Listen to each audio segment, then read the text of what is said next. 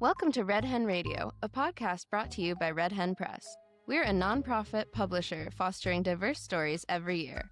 On this podcast, you'll get to hear from the people who are inside the literary world, the authors and publishing professionals who are working hard to keep independent literature thriving.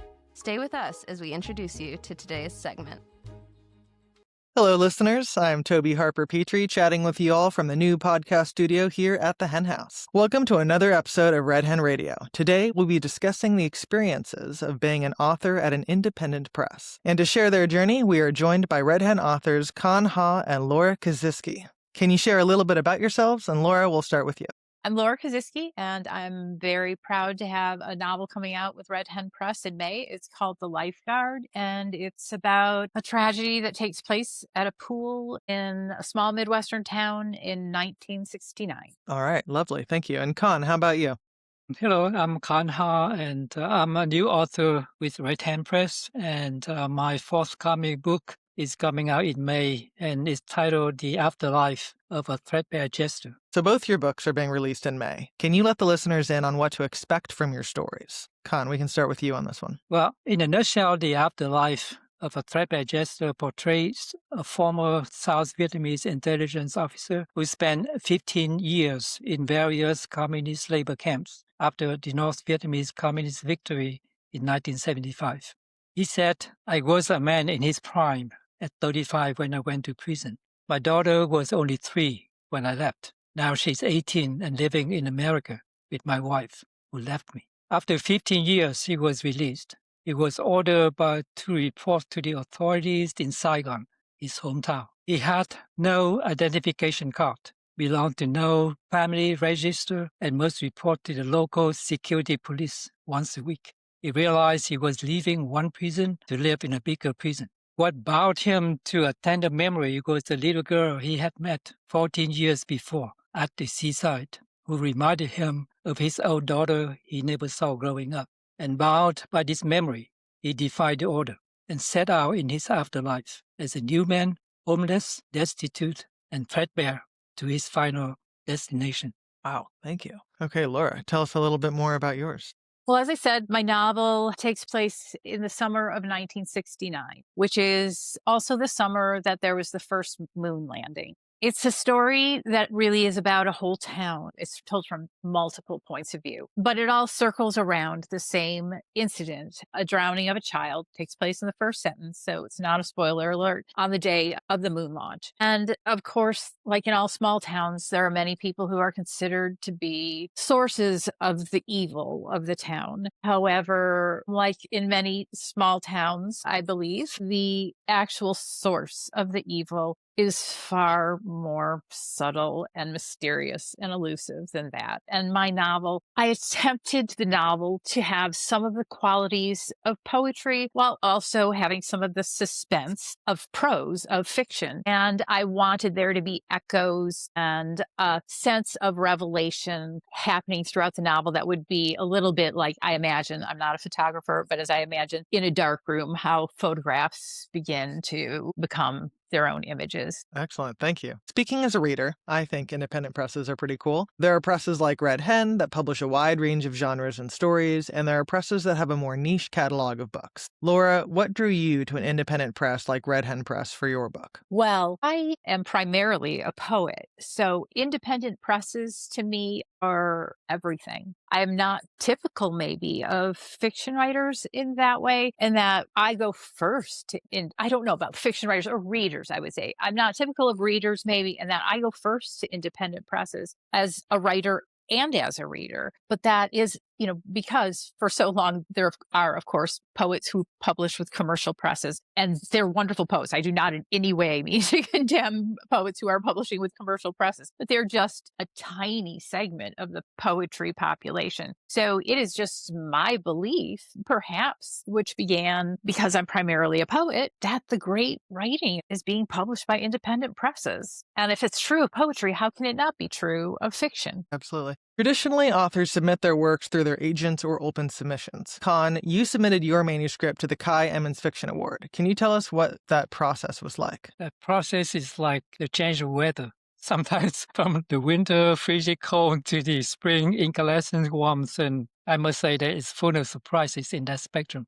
I can't expect anything. Yeah. All right. Well, I guess for both of you, was the submission process thrilling or terrifying? My manuscript was submitted through my agent, and I would say that it was our belief early on that this would be a small press book. I do not mean to pigeonhole commercial presses by saying there's just not enough sex and violence in it, but there really is not. However, I do think there's a lot of suspense in it, so I don't want people to not read it because there's no sex and violence in it. As you know, I'm 64 years old. I've been around the independent publishing presses for a long time, watching what comes out of them and who's publishing where and books that stick with me. Oftentimes, the press that they were published by sticks with me as well. So Red Hen was just always, I would say that the reason that the process was nerve-wracking was because it took me so long to write this novel, and also because I felt unsure of it up until the last draft. I mean, after a while, you have to let it go, but I would say that it was because of the press, having an independent press that gave me some independence and also some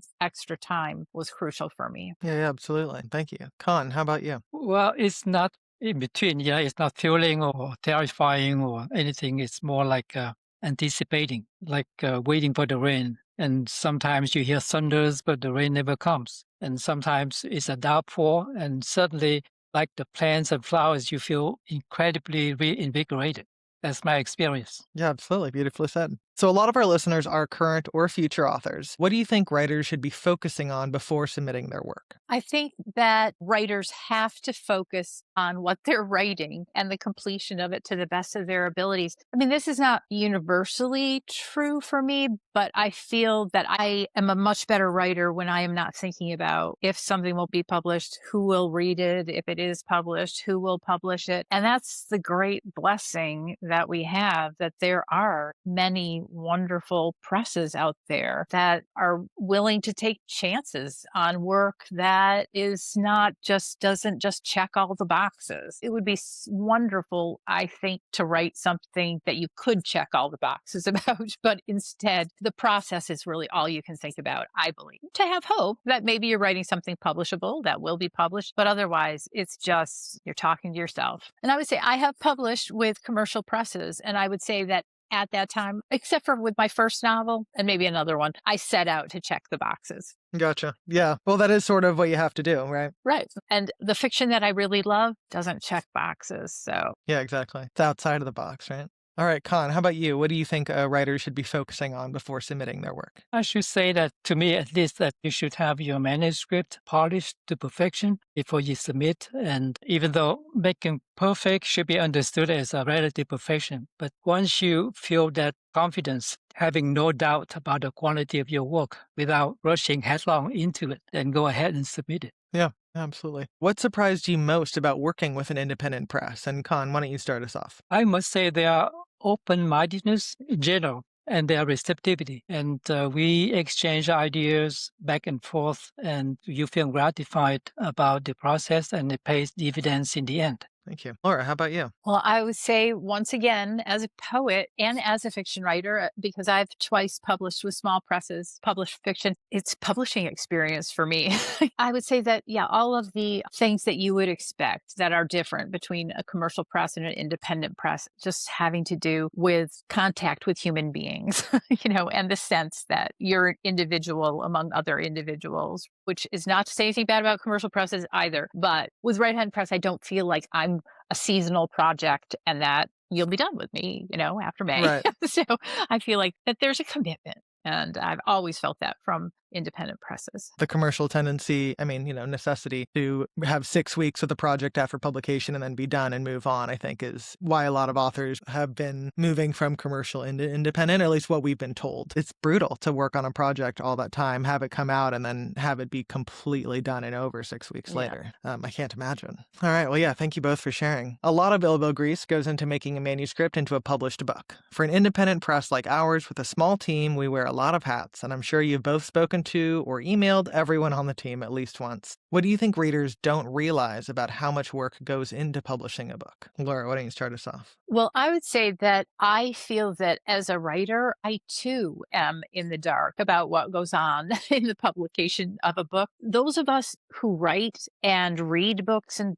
buy books, but are not in the industry at all, I just think we do not appreciate it. I don't think we can. I don't, as a writer, feel like, oh, I've done all the work. I don't feel that way at all. But I feel like I reach the end of my abilities when it comes to just producing a manuscript, to have anything happen with it, to have it out in the world, to have it look good, to have it be free of typos. I'm completely dependent on my press. It's nice to be able to be. Yeah, absolutely. Khanh, how about you? What do you think people don't realize about how much work goes into publishing a book? Well, I can say in 3 words a whole lot. For readers who never wrote a novel, I would start with conceiving a novel, and that could take months, and then writing it, and that could take months and sometimes years. And then after you finish writing it, you revise it. And that could take several attempts and several months. And after that, you start submitting it. And the process would take months. And then once or if it gets accepted, then starts another editorial process, and it would take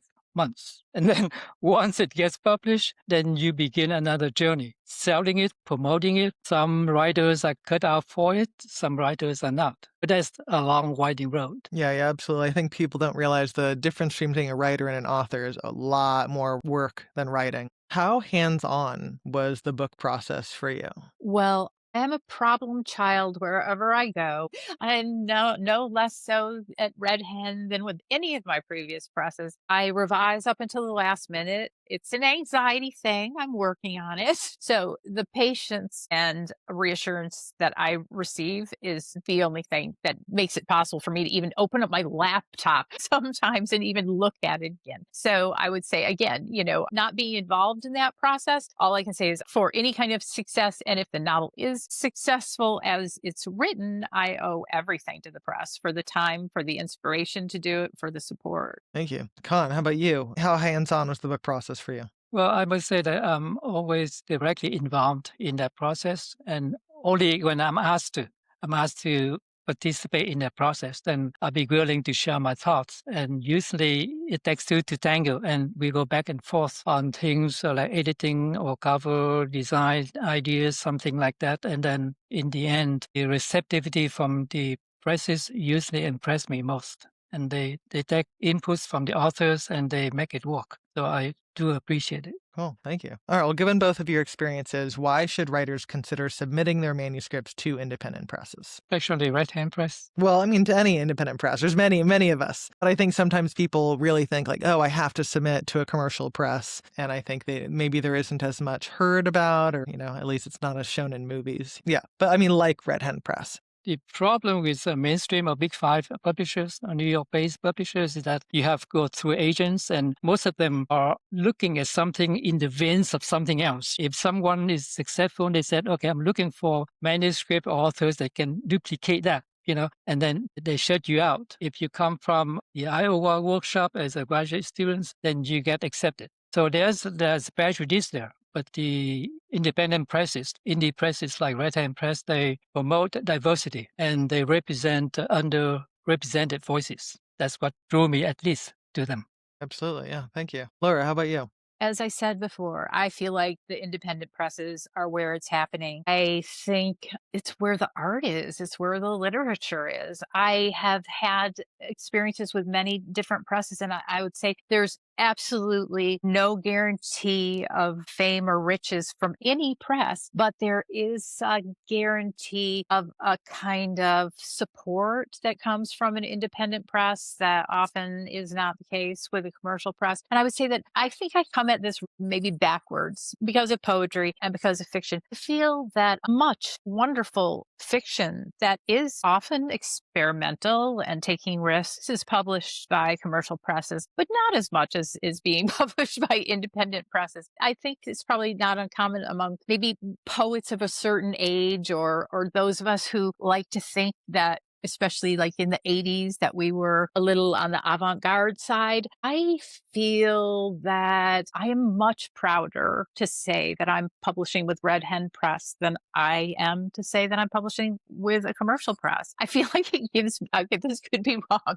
but I feel like, or it could be pathetic that I need it, but I feel like it gives my novel a kind of legitimacy as potentially art or poetry. But while I'm trying to maintain the traditions of the form of fiction. So I would wonder, why wouldn't you? I mean, yes, if there's money to be had somewhere, go get it. But I would say that if you want to get some money from publishing, you should set out to do that before you start writing. For a while there, I had no problem, thinking I'm writing this for money. But now, kind of winding up my years on the planet, and I want to write what I hope will be meaningful to people, or is meaningful to me at least. Yeah, absolutely. Thank you. So for me, at least, independent presses matter more now than ever because independent presses work with amazing authors, with more and more readers who are looking to deliver the stories that they're hungry for, right? Stories that stay with you for a lifetime and change the way you look at the world and the people around you. I think it sort of echoes a little bit of what y'all have been saying. Not that we don't want to make money, obviously we do, but not just what's going to make money, not just what's going to sell hundreds of thousands of copies and then end up in a landfill in 2 months, but like the kind of books that you like keep on your shelf because you want people to see it and you want to recommend it to your friends. For me, it's also like the books that you think about for years. There's books that I've read that I feel like I read them yesterday because I've been thinking about them ever since. So what would you tell writers who feel discouraged or unsure about submitting?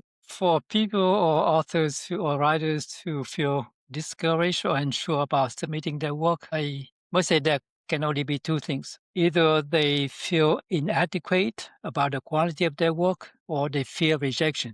In the first case, then you should go back to your manuscript and polish it up. Make sure that you get this rock solid feeling, rock solid confidence in your work. In the second case, if you can't take rejection, then don't try to become a writer. Yeah, I warn people all the time, publishing is 99% rejection. People think it's just the authors, but authors get rejected, publishers get rejected. We're submitting books for reviews, for awards. We're trying to get op-eds done, like so many of the things. We're trying to get books sold, and 99% of what you do at every stage of publishing is rejection. Got to fight through it. I know people who aim like until you get 100 rejections, you're not going to get accepted. If you don't like rejection, you got to stay out of publishing. Yeah, Stephen King, he has this story that he said when he was a school teacher, before he became famous, he said he decorated his walls with rejection slips. Yeah, absolutely. There's a famous scene in the L Word. Jenny gets a rejection. She puts it on her wall and it zooms out and her whole writing office is wallpapered with rejections. I hope people aren't doing it to be self-critical. I think of it as being inspiring. The thing with rejection is that it's not personal. Red Hen only publishes 25 books a year. Most independent presses, even commercial presses, have a limit for how many books they can publish every year. Like the rejection is so often not personal. Sometimes it's for a matter of like, they just don't have that many books and yours is just slightly too similar to another book they've already accepted for that season. There's just so many different reasons that a book can be rejected. And sometimes, right, like you said, Khanh, it just needs a little more polishing. It's just a little bit too unpolished for an editor to take it on because the risk of what it actually is versus the potential, you don't really know exactly how it's going to turn out. And so you kind of need it closer to that end product before you take a risk on it.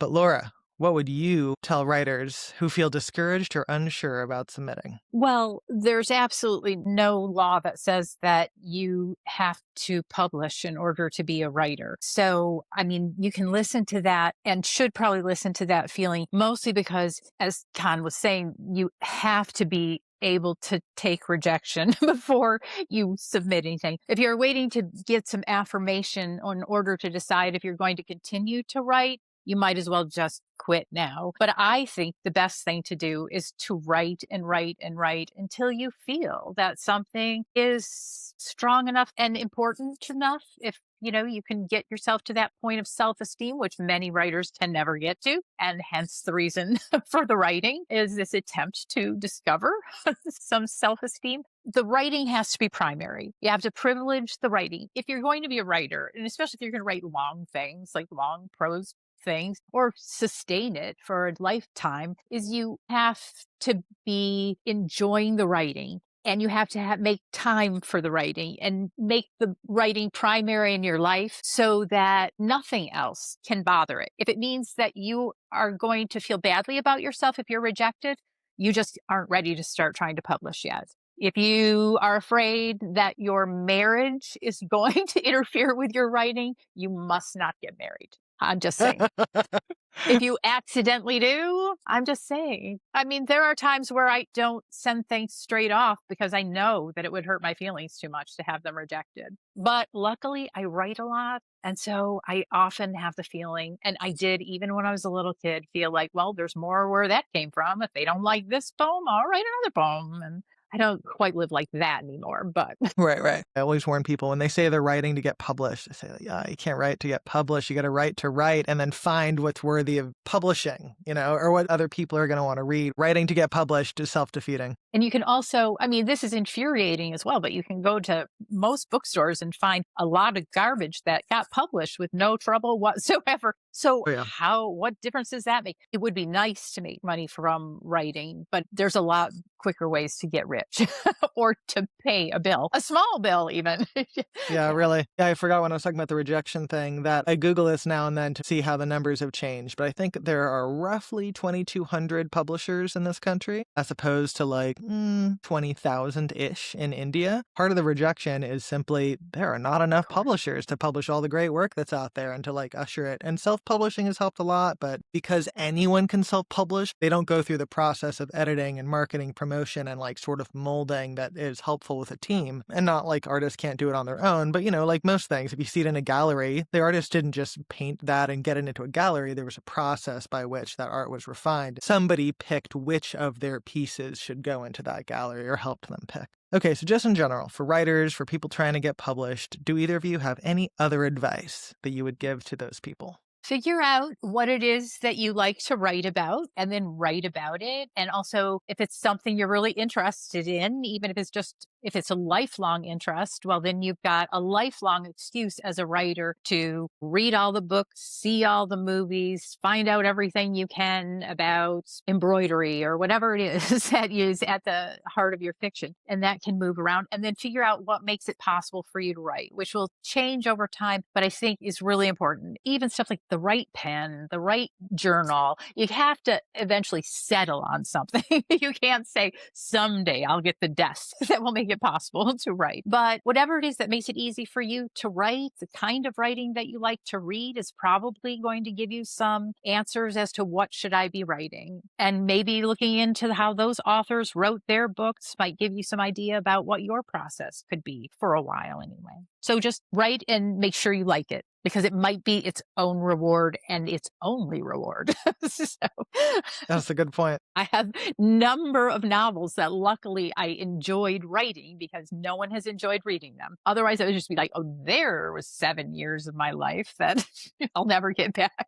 Not solid 7 years, but you know what I mean. Yeah, totally. 7 ongoing. Of hope and just being real invested in something. It is. It's funny. I haven't heard anyone say that in a while, but it is really important as an author to know. You might really enjoy writing a book. Sometimes I've talked to someone who wrote a book, an incredible book, edited it over and over, wrote it 20 years ago, but nobody would accept it. Nobody was interested in it. In fact, I think what she said was that people said it was too queer. And then they were submitting it about 5 years ago at this point, and then people were saying it wasn't queer enough. But for us, it was like, boom, Goldilocks zone, exactly what we were looking for. And it was plenty queer enough. I don't know who told her that. But sometimes I think it's also the right book at the wrong time, and you get it right at the right time. But also, sometimes you write a book and you've got to leave it behind. I know a lot of authors were like, well, I've written this one book and I'm trying to get it published, and I can tell they're not writing more. Sure, submit that, but keep writing. Don't wait till this is published. Be on the next project. Don't obsess over this one. Like, you could be writing a whole nother book in the time that once a week you send this off to submission a few times. Yes, that is so true. Or feeling like you don't have a license to write unless you've published something, which actually you just have to keep renewing your own writer's license by writing a little bit every day, is what I always say. Yeah. Another advice I'd heard was that if you write something and you don't like it, it actually means you're a good writer, because you can recognize it's not good enough and that you need to either edit it or write something else that's better. That's so true. It's horrible, but it's true that, when you get to a point, I mean, I can't read my things I wrote 3 years ago because I can see what I didn't know or couldn't do then. And you can't just keep rewriting the same stuff because it gets boring. It's something to think about when you publish too, because that puts a bit of an end on it. There are those of us who maybe the longer we take, the better. Yeah, absolutely. Maxine Hong Kingston takes a decade to write every book. I've heard her say it. She's like, I will not write faster than that. 10 years is how long every book takes. Yeah, it's been 10 years since Donna Tartt had a book, and I'm just waiting for one every 10 years.